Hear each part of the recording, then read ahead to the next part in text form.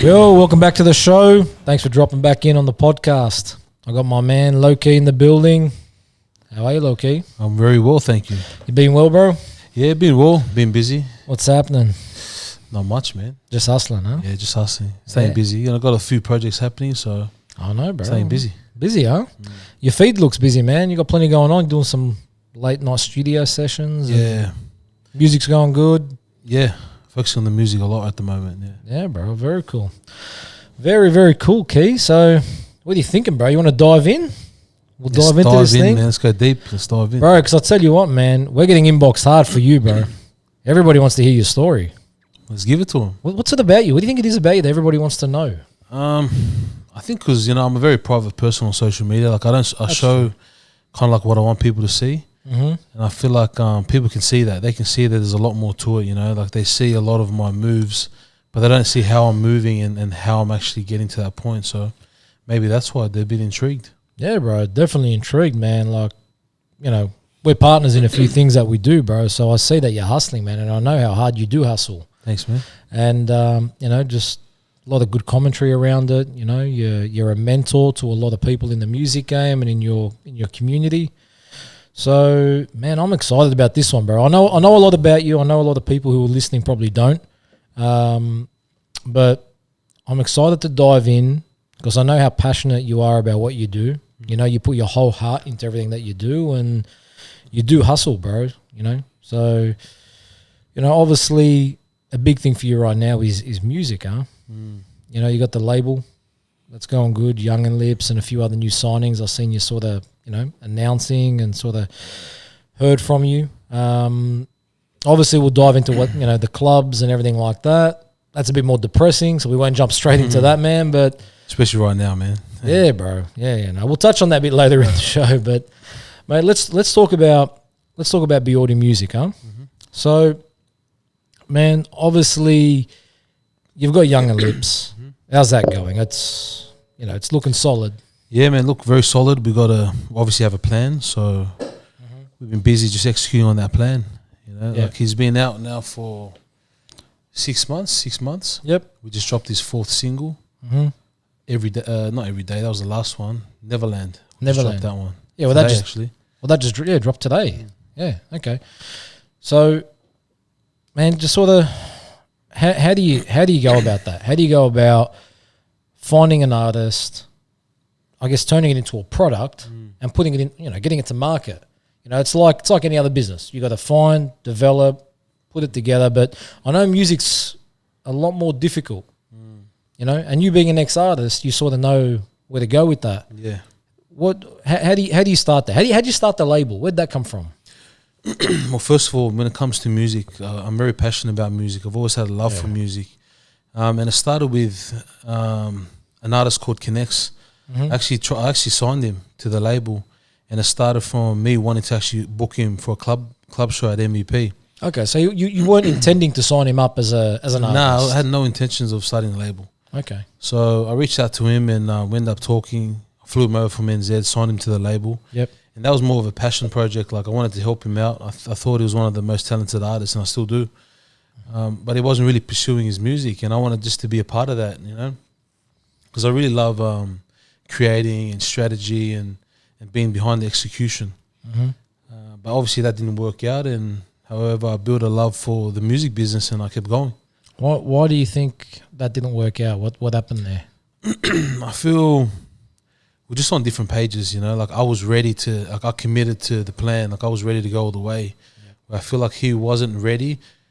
Maybe he wasn't ready for this plan, Maybe he's ready to go hard in music because he's still dropping some great music. Okay, so but yeah, maybe we just didn't align. Maybe we were just too different in terms of what we were doing. So do you think sort of he maybe being outside his comfort zone sort of affected that? Because he's from New Zealand originally. Massive part of it, Like, coming from where he was from in NZ to being in Sydney and everything sort of for accommodation. I put him on a wage. I made sure that he had nothing to worry about. Covered his gym membership, personal training. Like, I made sure he was sorted. I just don't think he was used to that, And he just wasn't for him. At the end of the day, in a nutshell, it wasn't for him. So, like, you obviously made a few. I think you guys made a few tracks and film clips together, and So obviously you put a lot of money into that. A lot of money, a lot of time. Yeah. And when something like this doesn't work out, is it a loss? Like does the music sort of cover its return? I mean, something like that is definitely a loss. However, I don't look at a loss as a loss. I look at it as experience. And again, I'm committed to the music business, so I've continued to grow and pivot and move on from it. Yeah, and that's why I'm here now. I got Youngn Lipz and a few other artists. I'm just doing what I do. Yeah, man. No, you guys are hustling hard, man. Like it's on the local scene. You guys are really shaking some. Thanks, man. Shaking some stuff up. So I think things come to an end with Connects. Where do you go from there? Like you go out hunting for another artist? Nah, I'm never out there hunting. Like it usually comes across. I feel like if an artist is making noise, it's going to come across my table. So either I'm going to stumble across it or someone will bring it to my attention. So like Youngn Lipz, for example, how'd that happen? I actually heard Youngn Lipz first through his feature with Pete Enzo. Okay. Yeah, had AJ. Shout out to AJ. Yep. Yeah, he ran into my office and he was like, "Hey, I got the next artist for you." Blah blah blah blah blah. And AJ was one of your club promoters at that time. No, he was actually running a club for me at the time. Yep. And AJ's got a great ear as well. So obviously I checked it out, and once I heard him, I knew I had to reach out to him. To Youngn Lipz, yeah. To Youngn Lipz. Yeah. So you just hit him up on Instagram or something like that? I just hit him up on Instagram. I think it said something like, "Hey, I came across your music. I'm keen to catch up and discuss your future plans and see where I can help you." I think it said something along those lines. And he responded, and it took a while, but we ended up catching up and slowly started building a relationship and I guess a trust. And you got sort of something happening from there. Yeah. So what you guys, I'm assuming what, you sign a contract, jump in this, and then you jump in the studio, huh? Now that's how I do it. Yeah. But with Youngn Lipz, we started off by just building a trust for each other because it was very new to him. This game was very new to me, and like we pretty much started this business together. Yeah, bro. Like it's the first time him having a manager or having a label backing him. It was the first time I had an artist that was willing to commit and take it to the next level. How do you think he took it? Like, obviously when someone reaches out and you're trying to become an artist, it's got to be exciting. I think he was excited, but at the same time, coming from the streets, you're also very cautious. Yeah. So I think he was cautious. He looked at it. He did a bit of research from what I knew. Like contacted a few people. "Hey, have you heard of this Lowkee guy?" Blah blah blah. Oh, really? Yeah, that's cool. Yeah, so I did a bit of research, and actually, I think he knew me already from what he told me.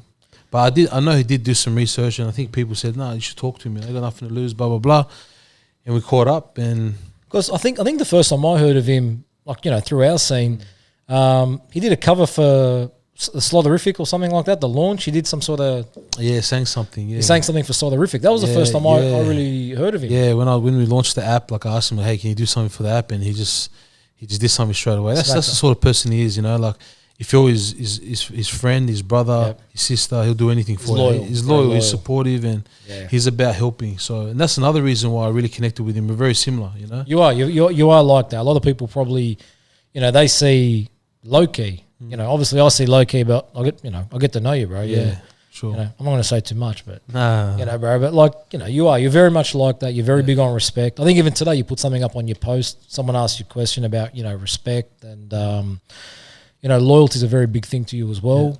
Yeah. Where is that?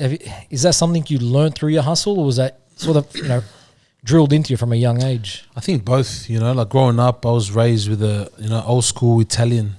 My father was Italian, my mother was Tongan. My dad was, a lot older than my mum, so I was raised with a very old school Italian mentality. And respect for him was massive, it was so big. And over the years, I learned that respect was very important, in business, in relationships. And I feel like it's something that doesn't require much, to respect someone or be respectful. That's true. With a lot of great outcome from it. So, do you think we still got that? Do you think we've lost a bit of that over the years? Because I know the old school, I guess every older generation looks on the younger generations and says, you've got no respect or not the respect that they're used to seeing. Yeah. Do you think we've lost that, or do you think it's still, I think it's still there. It's just changed. Okay. The style is different.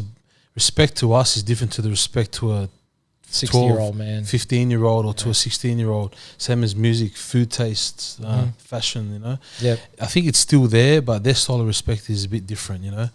Maybe them commenting on your page is being respectful. Yeah, to them. When to us, it's like you know, calling us on our birthday, remembering our birthday. Yeah, that's true. It's a bit different, you know, for them. So because even with still you, there. like your mentality, you do have a lot of old values still. Like they're in you. That's part of your DNA, who you are. Yeah. In all your dealings, like I know you, there could be, you know, money on the table, and if you're not feeling comfortable or you're not feeling that the respect is there, you'll walk. Like you're happy to walk if you don't feel that. Yeah, it's solid. I'm big on that, man. I think like you said, respect for me is very important, loyalty, and doing good business. You know, if I don't feel like it's aligned with my values, my morals, I'll just walk away. It's not about the money. At the end of the day, a lot of the things I do is not about the money. Yep. So talking about good business, man, I know like you were 10 years in clubs, and you know you don't stay 10 years in a business if it's not a good business. How'd you get into clubs, man? Like I know we've touched on this a couple of times. We never really got into it. Yeah. Like how'd you? Man, so I had a friend who was running clubs at the time, and you know he used to get us in. Me and my cousins were pretty big, so I think he was running a club that only we could get into at the time. Yep. And I What built do you mean by that, Bar? What do you mean by that? Only you could get into?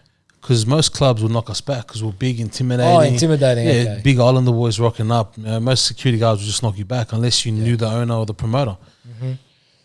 And my mate was running a club, and we built a good relationship because at the time I was a rapper, producer, I was making music, and you know he was running clubs. Okay. We just we built a bond. We liked eating the same sort of food. Like we just started hanging out. Yep. And I remember him telling me like I'm going to be finishing up soon because the club's not doing well. And I just put my hand up. I'm like, hey, bro, let me do it with you and see how it goes. He gave me the opportunity, and I've been running clubs ever since. And I'm talking like 10 years ago. Do you think like the fact that you were producing and rapping sort of helped you 100% get into that? Yeah, I feel like I knew the demographic that he was trying to target, and I also knew what I guess how to really capture their attention. Okay. Because I was making that sort of music at the time, and I was associated with other artists and producers, and I was young. Because you were part of that demographic, you were part of that market. So I guess for you, like in terms of hustle, you knew who your customer was that you were going for. Exactly. You just had to connect the dots. At the time, it was my world. I loved going out. I knew what guys were looking for, what girls were looking for. Yep. So yeah, it was just. What were guys looking for? Guys were looking for, obviously, girls, man. Yeah, Girls, yeah. Guys were definitely looking for girls. You can have everything in the club, but if there's no girls, They're not coming. they're leaving. They're leaving, yeah. They're leaving, yeah. Not even coming, they're just leaving. And girls are they're also looking for guys, but they're looking for a safe environment, a respectful environment, great music, and music's a and big girls part. as well. They don't want a club full of guys, so Yeah, they're looking for a bit more. So my focus was always creating that environment and atmosphere for the female, because the guys would come by default. yeah, So I that's never true. really focused on the guys. I knew they were going to come. So it was all about the women. Yeah, that's true. Because if you get the girls there, the guys will come, and if the music's good, everyone hangs around, has a good time. So how'd you get that first night up and running, man? Like, no experience running clubs. No experience. And from then until now, I'm still kind of the same. Like I take a lot of risks. Like if I want to do something, I just do it. If someone says don't do it, it makes me want to do it even more. Yep. And now I'm a lot more calculated with my risks. But at the time, I put my hand up. I go, hey, look, let's do this club together. And he brought this other guy out of nowhere. He's like, hey, he's my business partner as well. So there's 3 of us at the time. And I just, came up with the name. I just started marketing it. Like I did it old school style where I was contacting everyone. Yep. Phone, text, social media, whatever was available. What'd you call the club? It was called LAX at the time. That was the first club, LAX. That's a cool name. Yeah. You're actually good with that. Your names, your branding, you're pretty quick off the cuff with that. Yeah, man. I feel like if it makes sense off the bat, So Yeah. So just jump on the phone, start hitting everyone up that message, that type of friends, thing. family. Yep. I made sure they reached out to their friends and family. I'm like, look, it's my first grand opening. Bring blah blah blah. Everyone kind of like they were kind of tripping out because no one in my sort of I guess my circle ran clubs. Yep. So there's a lot of hype and excitement around it. There's something that you actually said there, which, man, I think every business starts the same way. Friends and family. How important were they in getting that first night up and running?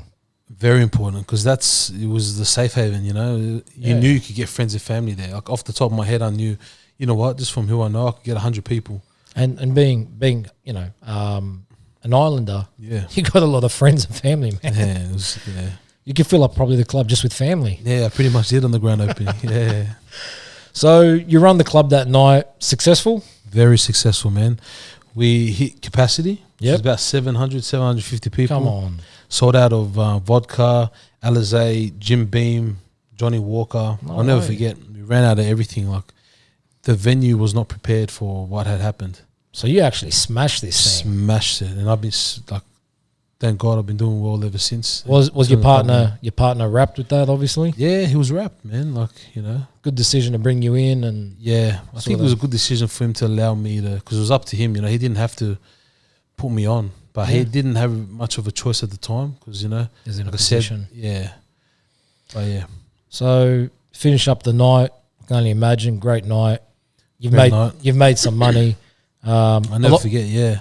A lot of people probably don't know. Like, obviously, I know that you actually were a plumber at the time. Yeah, at the time I had 2 years left on my trade.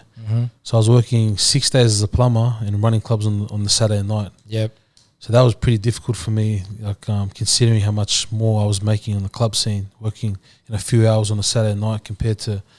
Well, you start questioning whether your trade is the right career choice every day, especially when I was digging holes as a plumber. You know. Yeah, well, shit, man. You'll be digging a hole and you're thinking about what happened on Saturday night. Yeah, I think that's where I was lucky. I had my dad was very firm and very strict on my upbringing. You know, it's very, he made it very clear that, you got to learn a skill with your hands. You know? He didn't know how much I was actually making in the club game. He knew I was making good money, but I didn't tell him how much I was actually making. What do you think about the clubs? He hated it. Oh, really? At first, he didn't like it. He thought, you're doing drugs, you're doing this, you're doing that. Yep. But I think my dad's not dumb. He could tell what sort of person I was. He knew I wasn't getting involved in that sort of stuff. That's important. Yeah, and I was always home. I was just on the weekends I would go. But over time, he became to be understanding of what I was doing, my hustle. Yep. Did you end up finishing the apprenticeship? Yeah, I finished my apprenticeship, got my trade. Yep. And then I said, that's it. I'm going to give this a crack. Yep. So even though you were running these clubs, you were making some good coin. You stuck through. You finished your apprenticeship, got that under your belt. That's it. Would you recommend anyone to doing an apprenticeship see it through, or like 100%? Yeah. I mean, I think you should give everything a go. Yep. Like I use this analogy all the time, but LeBron James would have tried a few different sports until he knew basketball was for him. I've tried everything. I've tried a lot of different types of jobs, and I actually really enjoyed plumbing. I thought I was going to be one of the biggest plumbers out of Australia when I was doing it at the time. You would have, bro. I know you would have hustled that there. I enjoyed it, man. Like, learning, creating. Like, I love creating and learning. Like, I was learning every day, creating, solving problems. Again, but it wasn't for me. I started looking at it. Do I want to work with my hands for the rest of my life, or I can do other things? And I just adjusted. So I guess at what point did you decide I'm going with this club thing full on? I'm backing out of the plumbing. I'm going hard into clubs. Once I got my trade. So once you got once I got my certificate, that was it. So you finished that and then you decide you're out. Yeah, that was it. Oh, wow. I did it just to get that under my belt and to make my dad proud. Yeah, well, I knew that would have made him proud, and I didn't want to do 80% of it and quit. Yeah, So you had 2 years left, I think you were saying? 2 years left. So you ran clubs for 2 years while doing your apprenticeship. And I was actually running. Last year, I started a club on a Friday night. So I was working Monday to Saturday on the tools, working Friday nights, and a club on Friday nights and a club on Saturday nights. So I was going hard, man. So I guess Italian dad. What happened when you told him you're dropping out of this plumbing gig? Because he was a plumber. For him, that was the only security I could imagine that he knew. Yeah. And he's thinking, you're going to throw this, you're going to give this thing up. You're going to throw it out. Yeah. At the time, that's when he got sick. So it kind of worked. Yep. I mean, it worked in I guess my favour, where I was able to look after my dad and stop full time and focus on looking after him. So your dad got sick. Yeah, sick and passed away. Yeah. God rest his soul. God rest his soul, man. Yeah. So that geez, man. That was a big, like, you just telling me that I didn't know that, so you just telling me now, man. Yeah. That got my breath for a minute. And that's actually what turned me into the hustler I am today, losing my dad. Because at the time, my dad was like my go-to. Every decision I was trying to figure out or make, I'd always go to him for answers. Yep. But losing my dad kind of threw me in the deep end. I couldn't turn to anyone anymore. There's no one else I trusted because my dad kind of, he was your rock. He was big on trust and he was my rock, and he made me feel like he was the only one I could go to for answers. Not my mum, not anyone else. So when I lost him, he kind of like put me in a position where I was very lost. And I pretty much just cut sick because in my mind I'm like, I want to make my dad proud. I want to work hard and do this, do that. I made a lot of mistakes, but I did a lot of good things as well. What are those mistakes you reckon you made? Investing into people and businesses that was purely for financial gain. You didn't get involved with your heart? Nah, not at all. Yeah. No heart, no passion, no belief. No real belief. Like I'll try to make sense of it. Like, oh yeah, I can see it working, but no real belief in like the projects I'm in now. Yep. Like I'll die for what I believe in. So back then it was very different. Yep. But again, I was just a lost kid. Trying to figure himself out. That's what I was going through. Man, like that's got to be hard. Like obviously, I can tell, man, because I've known you for a while, bro, and this conversation. We've never really had this chat in the 3 or 4 years that we've been around each other, man. This is very private for you. Yeah, you hold this stuff in pretty tight. And I remember, like you were telling me when you went to Italy, and you went into your dad's town, man. That story when you came back with that. I think other than that, we never really spoke about your dad. Yeah, you would sort of. Because we're too busy hustling, bro. Yeah, we don't really talk about it. Bro. We're like, if we focus on what's next, we don't really look at the past or, spilled milk. Yeah. Looking at, So it was really just a combination of things at the time. Obviously your dad, you stopped the plumbing to help him, and you kept the weekend gig going because everybody needs an income, I guess. Yeah. And, not getting off topic with your dad, I want to come back to that Italy story, man. That's amazing. Just keeping on track with it, you sort of, your dad's, like you said, you're a little bit lost at that point in time. You had the clubs going, the Friday and the Saturday club? Yeah, I started going hard. That's when you just became the club man. The club man, yeah. That's when I focused just on that. I started getting into other businesses, like I got into Fades, the barbershop. Yeah. Got into that, started investing in a few different things. And you've been in Fades now for how long? Since 2012. And you're not a barber. Yeah, 8 years. Bro, you're not a barber, and you told me some stories where you had to jump on the tools and start doing some cuts. Yeah, so Fades was already established since 2008. So I used to take every time, because I was in the club game, I'd recommend celebrities over there. If I did a tour, I'll take the artist over there. And I built a relationship with the actual owner who was based in Brisbane, Australian guy named William. And he reached out to me. He's like, Key, I'm thinking of selling my barbershop, man. It's not making money, but fuck, I want to keep it going. I love my barbers. He was a good guy, a great guy. Yeah, great brand too. Like the name's solid. And I knew nothing about it. I'm like, damn. And he's like, fuck, I'll give it to you for a good price. I was like, how much? He told me, and I was like, man, at the time, I was pretty cashed up. Yep. And I met up with him. I went through it. I just wanted to understand it a bit, and I said, look, I need a month. I want to spend about a month in the shop before I buy it.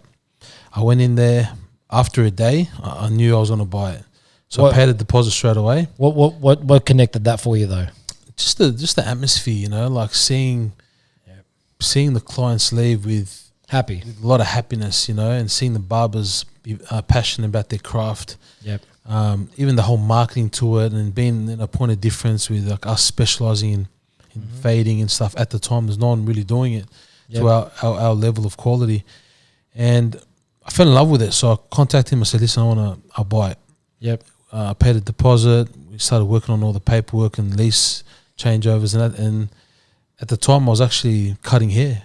Oh, you were cutting hair? I was cutting hair every day because I wanted to know what it felt like to be a barber. Sorry, that's what you're saying. Because you told me like you weren't a barber, and then you had to jump behind the chair, and you were cutting hair to learn. Yeah, just to learn. Because at the time I was running clubs full time, so during the week I had a lot more free time. So yeah, I was cutting hair and I started building up a clientele like very quickly. People calling up, "Hey, is Lowkee there?" Like I was like, "Man, this is crazy." So yeah, people asking for you to cut. Yeah, so yeah, it was full on. But I did it for about 4 weeks. Yep. I did the deal, and then I just started managing the store. You know, like building it.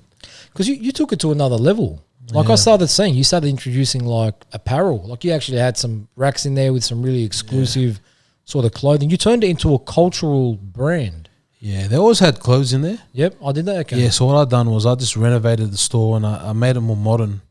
It was very like, it had that hip hop feel. It was very strong in hip hop where I kind of tried to dilute it a little bit, you know. Okay, so even though you came from that music background, you felt that wasn't the right sort of... I just had a different vision. In my head, I wanted to go super clean. Yep. That is your style, actually. Yeah, I just wanted to go clean, simple, everything like efficient like that. Yep. And I love the colors black and white, you know. So You know that. I gave it I renovated it, like added aircon to it because we had like big industrial fans, you know, on each side of the store blowing, man, hand to customers' eyes and stuff. You can't so, have that. Nah, so added aircon in it, staff room, like I've done it up a bit. So and even with fades now, like I know how much homework you do when a barber comes through. Like you got some really good barbers there. Yeah. Like you I had some of the best barbers over the years, yeah. You even drag them from overseas. Yeah, I've pulled a couple from overseas, yeah. How'd you even think about that? Like I wouldn't think anyone with a barbershop would track down a barber from the other side of the world to bring over. Usually just word of mouth. We'd end up linking on social media somehow, and then we'll just start talking and then say, look, we're going to come over this time. Would you be able to give me a job? I'd say, yeah. Like you could tell from just looking at their photos and from their experience if they're going to be good barbers. You don't know their personality, but it's worth the risk, you know. So worst case scenario, it doesn't work out, they can go work somewhere else. Bro, so like how old were you when you bought fades? When I bought, because you're only 21 now. 21 now. So at the time, I think I was like 23. You were young. I was young, and like again, I didn't know what I was doing. I put a lot of money into the renos. Yep. And again, I just threw myself in the deep end, and I had to figure it out. So you're 23. You got fades, one store or two stores? At the time, one store. One store. I opened up the second one 5 years ago. So that would have been, I was 25. 25, yeah. So you got 5 years ago, yeah. So at 23, you got the one fade store, and you had, was LAX still running? At that time, it was MVP. Oh, so that's what MVP started. Yeah, MVP started. And was it just a Saturday gig? Saturdays, yeah. Welcome to Savage Ape Studios, where we make apps go #1. Let me take you on a tour.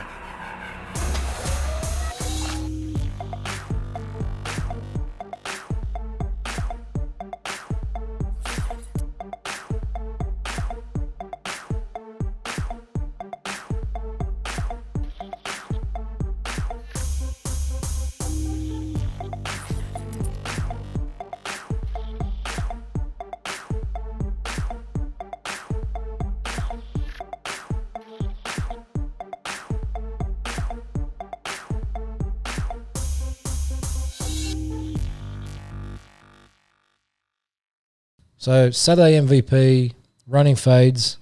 Where do we go to from there? Where does Lowkee hustle to next? Got into the cafe business. Bondi Juice. Bondi Juice. I remember Bondi Yeah, Juice. opened up Bondi Juice. And a lot of people don't know this. This is probably the first time hearing this. I actually just sold fades. Oh, really? As a whole, yeah. Oh, wow. That's a drop. Fades. Yeah, to the Build Boys. Shout out to the Build Boys. They've been some great mentors over the years. Who's the Burwood Boys? Some of my older, brothers that I grew up to. Okay. Yeah. So they've taken, it's done? Deal's done? Deal's done, man. Look, I'm still involved. I'm still involved in the business, just helping them out. But yeah, they've taken over the business. I don't know whether I should say congratulations or congratulations, or shed a tear. This is a big part of your life. It's all congratulations, man. Like for me, it's like the next. I got to move to the next steps, in my life. Yeah, in my life, so. And plus, I've sold it to boys that I trust, that I know that will take it to another level. A good crew that will care about the barbers and the clients, which is has always been a big thing for me. Unreal, bro. Unreal. I'm surprised. I didn't expect to get that drop now, man, but that's massive. Yeah. For you, that's massive because you're going, 10, 12 years in fades now? Yeah, ages. No, not that long. 8 years. 9 years. That's a long time in one business, man. people switch jobs every 2 or 3 years, man. Months, mate, these days. Yeah, months even. Yeah, geez, that's wow. So that's done. So Fades is out. So going back to when you were sort of 23, MVP, Fades. MVP was running, and I started at several other nightclubs. Yep. A few different brands. So yeah, up to now I've been running clubs. And then Compass. Yeah. Because when I met you, that Compass was starting to pop off. Yeah, that started about 3.5 years ago. Okay. And was that your biggest club? Yeah, that Compass. has to be the biggest club I run up to date.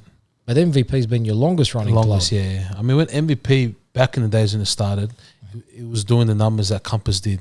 Like I'm talking over 1,000 people a week. That's crazy, man. The amount of work that must go into rallying 1,000 people into one place. It's a lot of work, man. You know, unreal, man. It's a lot of planning, a lot of hype, a lot of marketing around that. Yeah. So obviously, we know clubs are a big part of your life. That went well, and like I know your operation, man. Or I guess I knew it before the lockdown. At what point did you decide to take it from, low-key promoting clubs, running clubs, to actually turning it into a business? Like when I met you, it was like it was an entertainment company. You had, venue, like you had actual event managers, promoters, like you had a full-on crew. What made you take that leap forward? I think feeling restricted. Like I naturally hate feeling restricted. What do you mean by that? Like I feel like when I was running MVP, I felt like he was dependent on me because I was the one that was the face of it. I was always pushing it, and I felt like I couldn't do anything else. And I'm someone that likes to be diverse. I like to do a few different businesses. Just the personality that I am. So with that, I realized that I got to delegate. I got to hire, and doing that allowed me to open up more clubs. So it was actually a good thing. Worked out well for me. And did you sort of struggle with that? Because I know a lot of people sort of struggle with building a team. It's not easy. Yeah, it's not easy. I mean, even now, like I feel like that's something that it will always be challenging, building teams. Because again, especially if it's a small team, and they build someone good enough, they're going to want to leave and do their own thing. And I'm someone that I push that. I want to see people get out there and do their own thing. Yeah, you are. You do that. You like seeing people grow. 100%. I like seeing everyone win. That's just my mentality. I've always been like that.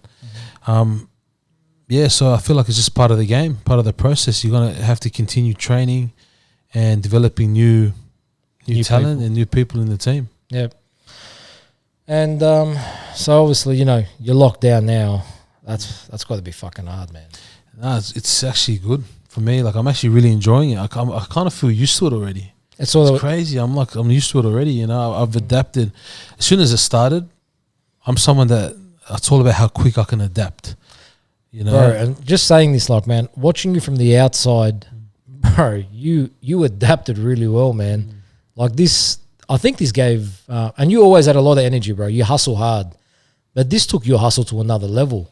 Because I think the sudden challenge, bro, you just took it to another gear. Yeah. You're signing more artists, you're dropping tracks more frequent, because obviously you're building up with Youngn Lipz, but now you've just gone into an overdrive since this lockdown thing. 100%, like I'm someone that will, I never have a easy going day. I always create work. If I'm not back to back, it's not I just don't feel right. I stress out if I'm not stressing. So you stress out if you're not stressing. Yeah, I stress out if I'm not stressing.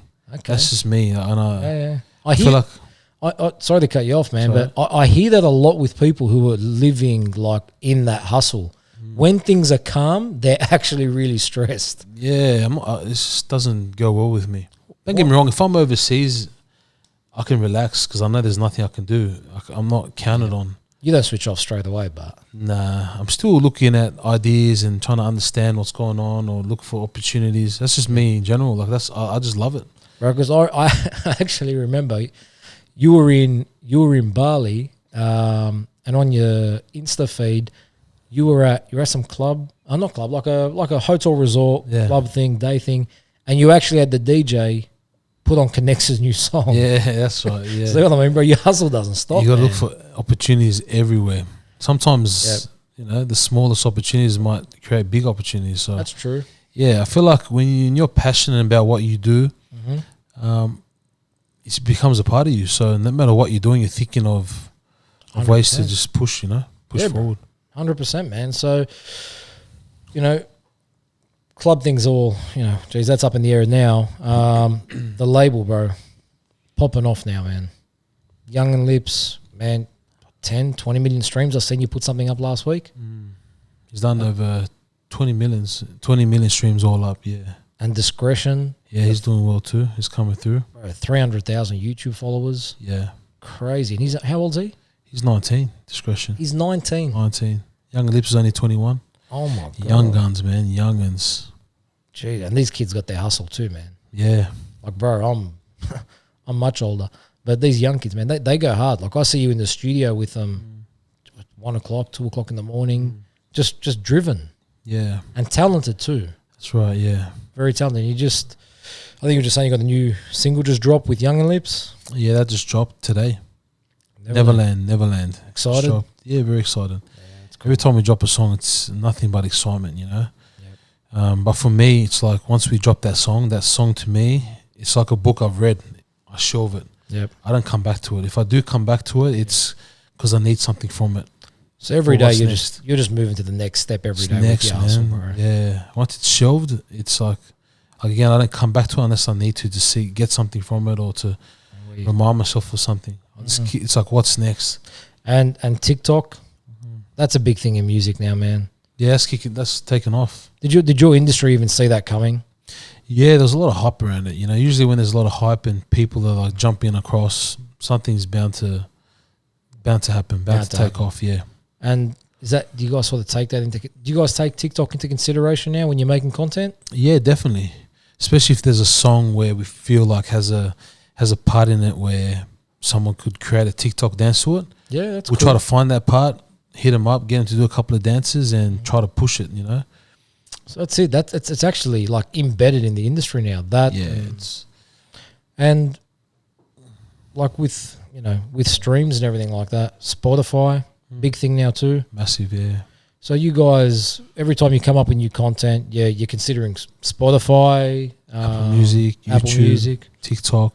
So all that traditional stuff, all that traditional stuff from, I guess, man, from when I was growing up, man, I remember we used to jump on Channel 2, ABC, and watch Rage on a Saturday morning to listen to the new songs. That's crazy. Yeah, I remember. Were you around for that? Like I remember. I was very young, yeah. So does that still go on, or is that just not even relevant? I'm not sure, but it's definitely not relevant right now. It's all streams now. It's all about streams and what's online, what people can...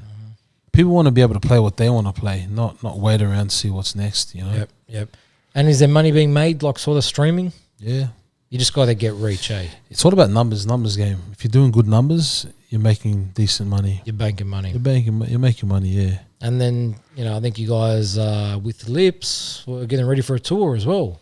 Yeah, we had a tour lined up after releasing Other Side. We dropped the tour, Again, with the COVID-19, we've had to, put on hold for now.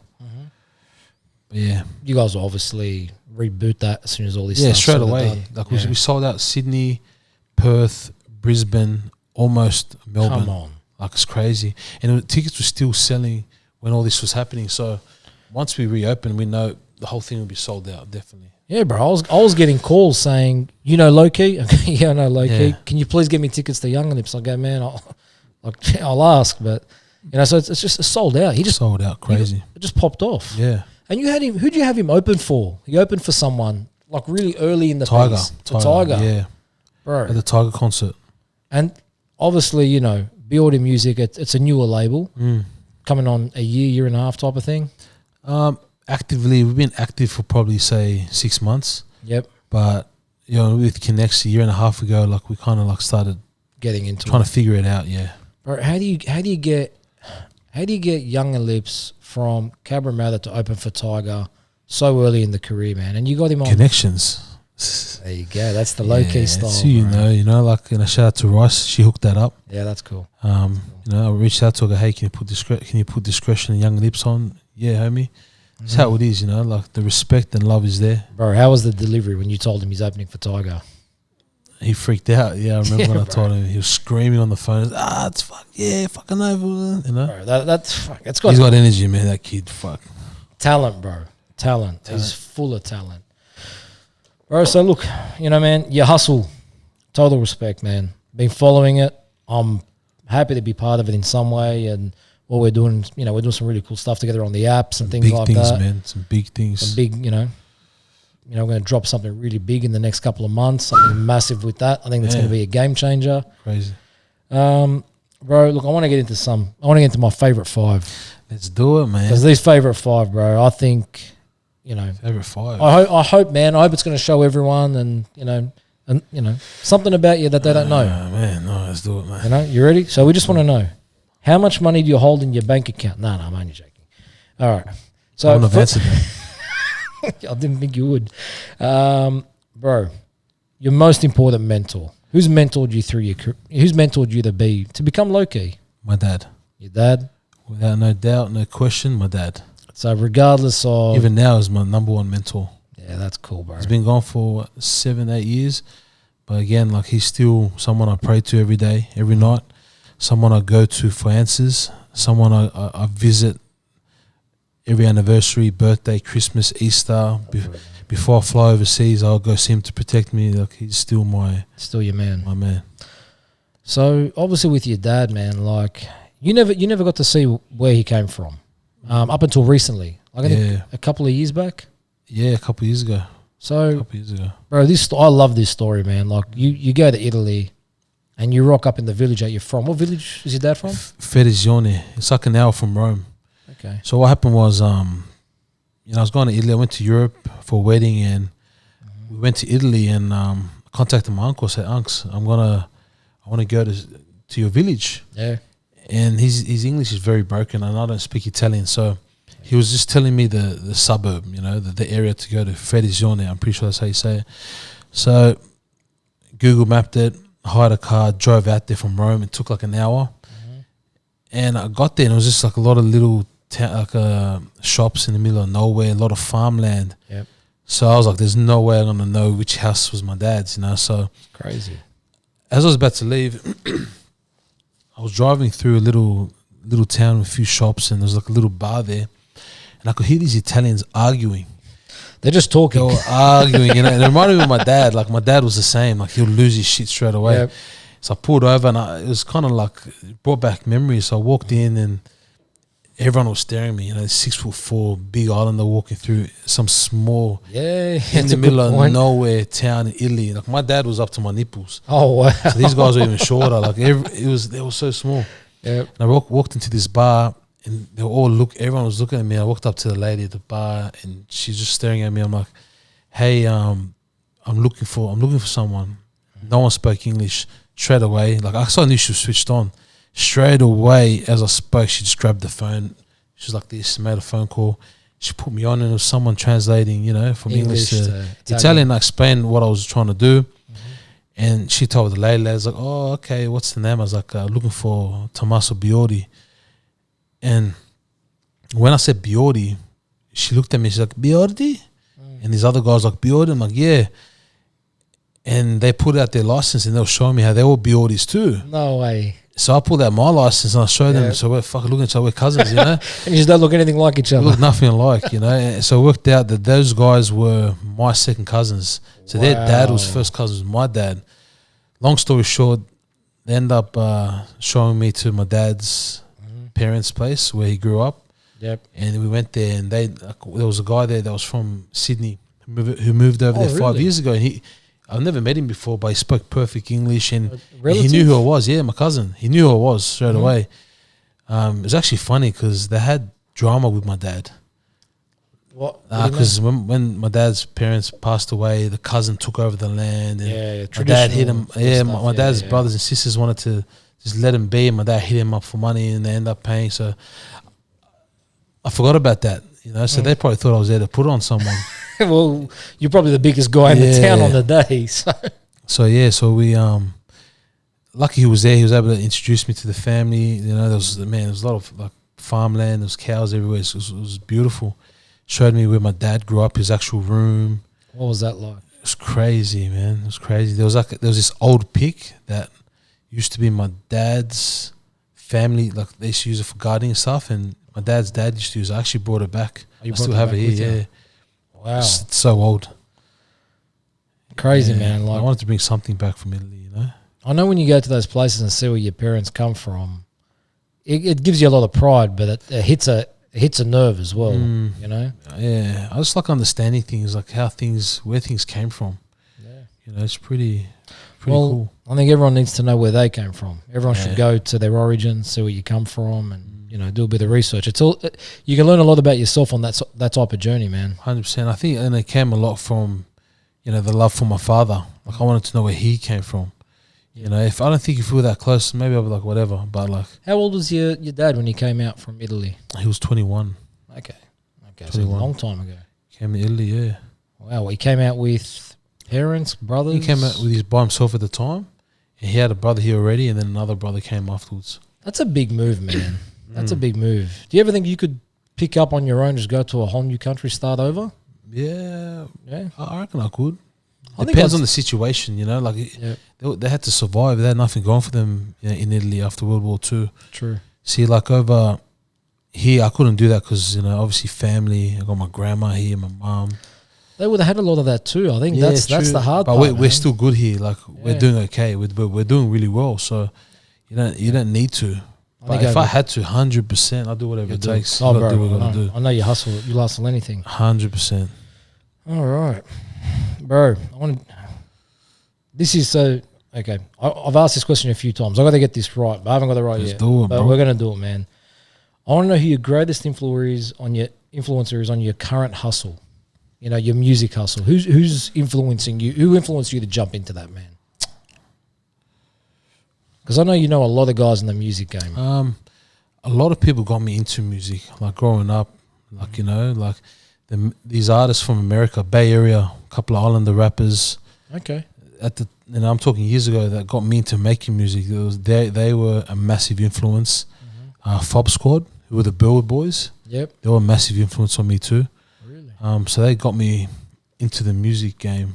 A long time ago. A long time ago. I'm talking like when I was 13, 14. Are they the boys who just bought? Yeah. So they got crew. Yeah. So they got you into music. You got into fades. 10, 12 years later, you got them into fades.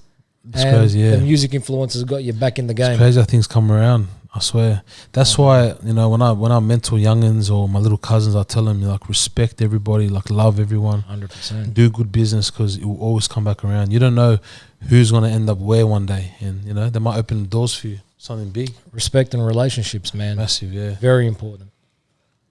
Now, I already know the answer to this because I just know you. I know you're going to answer it. Your most memorable hustle mistake. I already know the answer. Most memorable hustle mistake. What I said before, biggest mistake, investing into.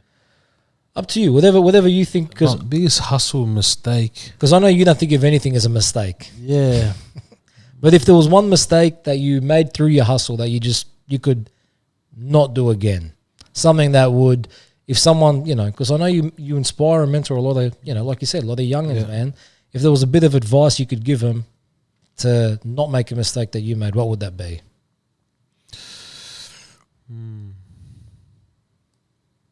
Stick to plumbing. Not sure, eh? I can't think of it. What do you reckon? I don't know, man. Look, what do you reckon about the biggest mistake you've made? I don't know. Maybe trying to make juice. Oh yeah. True. Yeah, getting into a business that.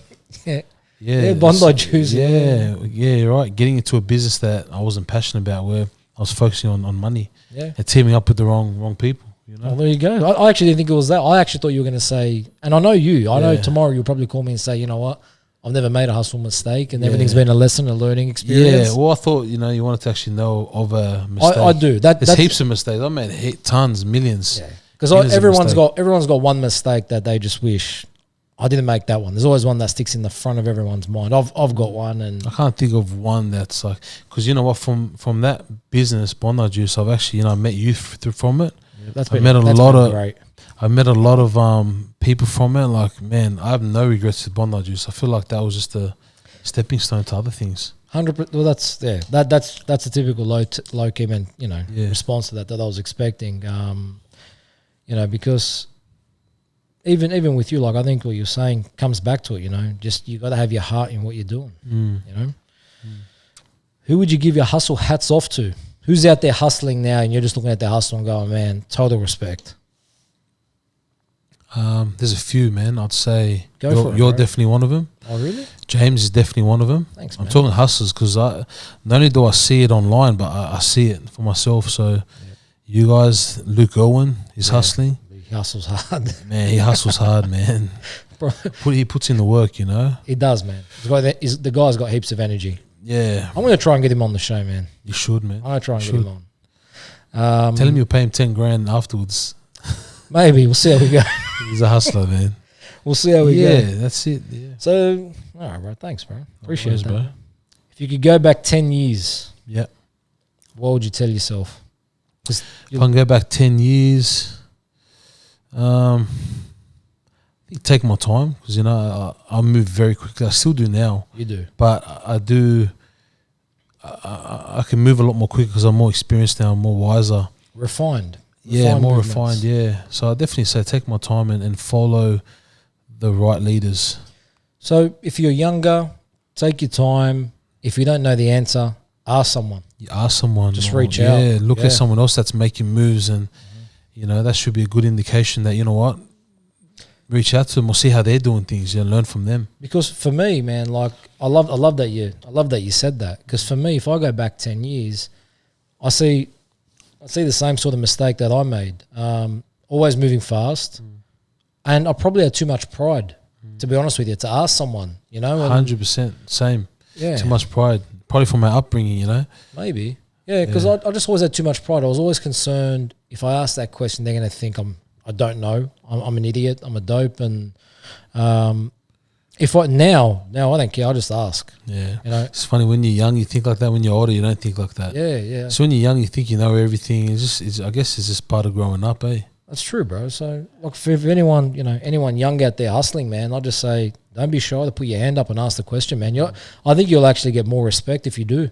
Yeah, people will actually look at that and say, geez, this kid's, he's thinking. He's thinking. He wants to know. Like, he's asking what most people his age or her age wouldn't ask. So 100%, bro.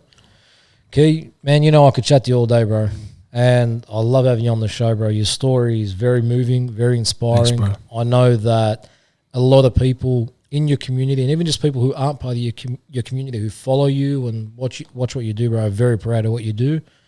And bro, as a partner, love having you around and what we're doing and some of the things I think we're gonna do some really exciting things moving forward over the years.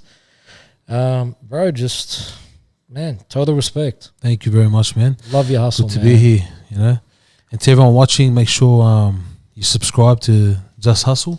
There we go. And follow the journey, follow my journey. I'm gonna be making a lot of moves, a lot of new moves.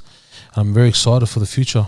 Okay, I think we make this a regular thing, bro. Yeah, that's the way, bro. The speed that you hustle at, man. We could have you on every month, and it'll be a different story, bro. Yeah. Total respect to you, bro. Much love you, brother. Love you, bro. And bro, we'll keep chatting soon. We'll talk soon. Thanks. Peace.